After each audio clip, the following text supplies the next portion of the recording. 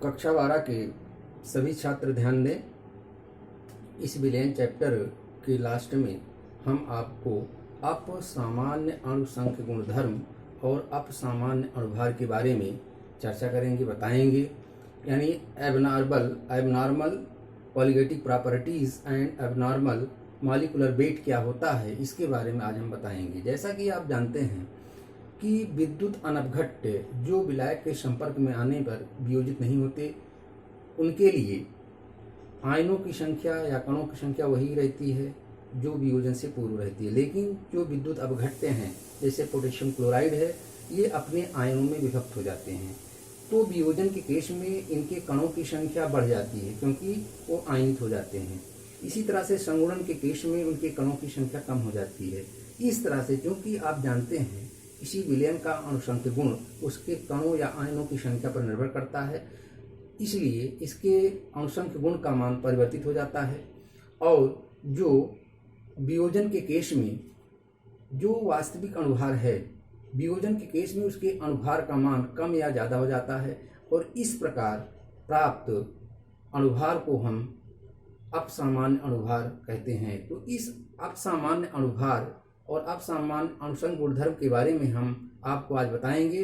और एक चीज़ और आपको बता दें, विद्युत अनपघट्यों के लिए वान ठा गुणांक होता है। वान ठा गुणांक आई बराबर होता है उसके प्रेक्षित मान और उसके आपेक्षित मान का जो अनुपात होता है वो वान ठा गुणांक कहलाता है। इसको आई से इंडिकेट करते हैं। आई का मान विद्युत अनपघट्यों के लिए 1 होता है, जबकि ये विद्युत जो अपघट्य हैं अनपघट्यों के लिए 1 होता है और विद्युत अपघट्यों के लिए आई का मान 1 से ज़्यादा या 1 से कम होता है। इन सब के बारे में आज हम आपको बताने जा रहे हैं। इस बात को क्लियर आप समझ लेंगे तो न्यूमेरिकल वगैरह सॉल्व करने में आपको दिक्कत नहीं होगी। जैसा कि आप देख रहे हैं, अपसामान्य अणुसंख्य गुणधर्म एवं अपसामान्य अणुभार, abnormal values of colligative properties and abnormal molecular weights. ये है क्या?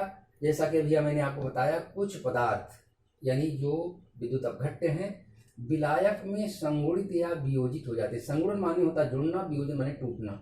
संगुणित या वियोजित हो जाते हैं। इस कारण विलयन में उनके कणों की संख्या कम या ज़्यादा हो जाती है। संगुणन केस में कणों की संख्या कम हो जाएगी और वियोजन के केस में कणों की संख्या ज़्यादा हो जाएगी। चूंकि अणुसंख्य गुण कणों की संख्या पर निर्भर करता है, अतः इसका मान कम या ज़्यादा हो जाता है। यानी संगुणन केस में कम हो जाएगा और वियोजन की दशा में ज़्यादा हो जाएगा। इस प्रकार अणुसंख्य गुणों को अपसामान्य गुण कहते हैं। यानी इसका मान कम या ज़्यादा होने पर जो गुणधर्म अणुसंख्य गुणधर्म है उसी को अपसामान्य गुणधर्म कहा जाता है।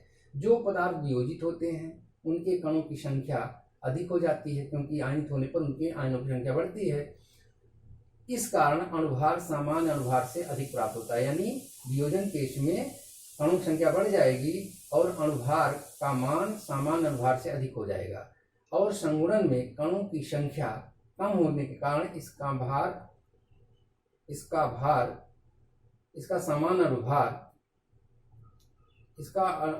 सामान्य अणुभार से अधिक हो जाता है। यहाँ सामान्य अणुभार कम होगा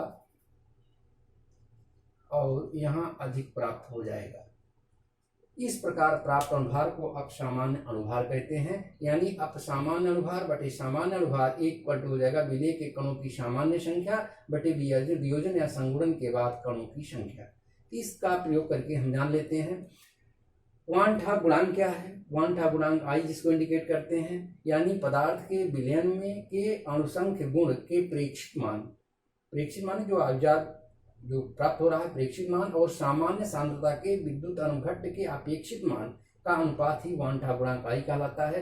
यानी वान ठा गुणांक आई बराबर होता है पदार्थ के अणुसंख्य गुण का प्रेक्षित मान बटे विद्युत अनपघट्य के लिए अणुसंख्य गुण का अपेक्षित मान।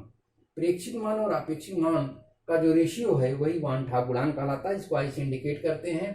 विद्युत अनपघट्यों के लिए वान ठा गुणांक आई का मान सदैव 1 होता है, जबकि विद्युत अपघट्यों के लिए जो कि अगर वियोजित हो रहा है विद्युत अपघट्य तो उसके लिए आई का मान 1 से अधिक प्राप्त होगा और संगुणन के लिए आई का मान 1 से कम प्राप्त होगा।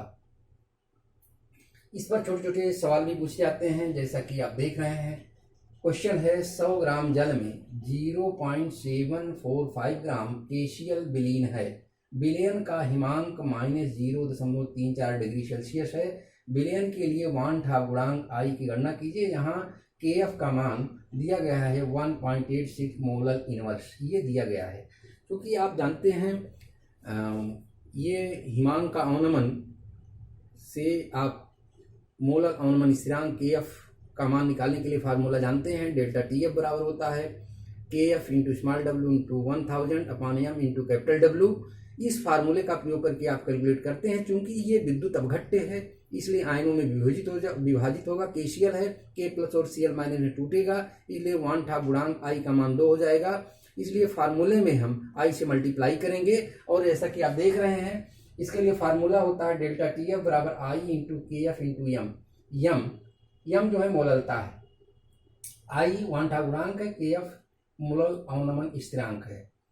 यहाँ केसीएल का अनुभार आप निकालेंगे तो 74.5 आ जाएगा, क्योंकि मोललता m बराबर होता है स्मॉल w गुणे 1000 बटे m इंटू कैपिटल W। यहाँ m अणुभार है, स्मॉल w विलेय का भार, कैपिटल W विलायक का भार है। वैल्यू पुट करेंगे, स्मॉल w का मान 0.745 दिया गया है गुणे 1000 बटे इसका अनुभार 74.5 है, और विलायक का भार कैपिटल W 100 ग्राम दिया गया। कैलकुलेट कर लेंगे तो 0.1 मोल प्रति किलोग्राम आ जाएगा।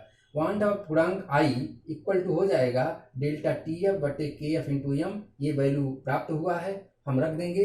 चूंकि यहाँ इसको कैलकुलेट करेंगे और सिंप्लीफाई करेंगे तो 1.83 आएगा, यानी I बराबर 1.83। यहाँ I वान ठाप गुणांक की वैल्यू 1.83 आ रहा है। इस तरह से हम वान ठाप गुणांक का कैलकुलेशन कर लेते हैं।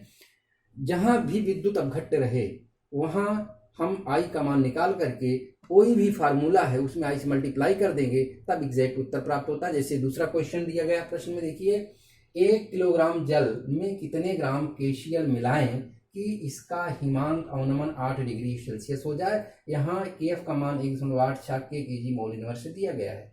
जैसा कि आप जानते हैं पोटेशियम क्लोराइड KCl जो है K प्लस और Cl माइनस आयनों में टूटेगा, यानी वियोजन के बाद अणुओं की संख्या 2 हो जा रही है और वियोजन से पूर्व KCl का एक अणु है। तो आप जानते हैं वान ठाप गुणांक I बराबर हो जाएगा वियोजन या संगुणन के बाद कणों की संख्या बटे वियोजन से पूर्व कणों की संख्या, यानी 2 बटे 1 यानी 2, यानी I का मान 2 हो जाएगा। आप जानते हैं चूंकि यहाँ मोलर अवनमन स्थिरांक निकालना है, इसलिए आप फार्मूला जानते हैं डेल्टा TF बराबर KF इंटू स्मॉल w गुणे 1000 बटे m इंटू कैपिटल W। इस फार्मूले में I से मल्टीप्लाई कर देंगे। तो इस तरह से आप देख रहे हैं KCl है, K प्लस और Cl माइनस 2 आयनों में टूट रहा है, इसलिए I का मान 2 हो जाएगा। और वियोजन से पूर्व एक अणु था तो 2 बटे 1 यानी 2 आ गया। डेल्टा TF का मान 8 दिया ही गया है, KF का मान 8 तो 1.86 दिया गया है। यम अणुभार है KCl का 74.5 आप कैलकुलेट करेंगे। कैपिटल W 1 किलोग्राम या 1000 ग्राम दिया गया है। आप जानते हैं ये, इससे आप फार्मूला निकाल लेंगे, स्मॉल w बराबर डेल्टा TF गुणे m into capital W upon KF into 1000 into I माने वान ठाप गुणांक। सबकी वैल्यू हम रख दे रहे हैं, यहाँ वैल्यू रख करके कैलकुलेट कर लेंगे तो 160.2 ग्राम आ जाएगा, यानी KCl की मात्रा आ गई 160.2 ग्राम। तो इस तरह से हम वान ठाप गुणांक की का कैलकुलेशन कर लेते हैं। आप इस बात को एकदम एग्जैक्ट जान लीजिए, अगर विद्युत अनअपघट्य है तो वहाँ I का मान सदैव 1 आएगा, यानी वान ठाप गुणांक का मान 1 आएगा। अगर विद्युत अपघट्य है तो वो विलायक के संपर्क में आने पर वो आयनों में विभक्त हो जाएगा या वो संगुणित होगा। अगर वो आयनित हो रहा है तो उसके कणों की संख्या बढ़ रही है, इसलिए अब सामान्य गुणधर्म का मान भी बढ़ेगा और उसके परिपेक्ष अणुभार कम प्राप्त होगा। इसी प्रकार संगुणन केस में कणों की संख्या कम होगी और अणुभार का मान ज़्यादा आएगा।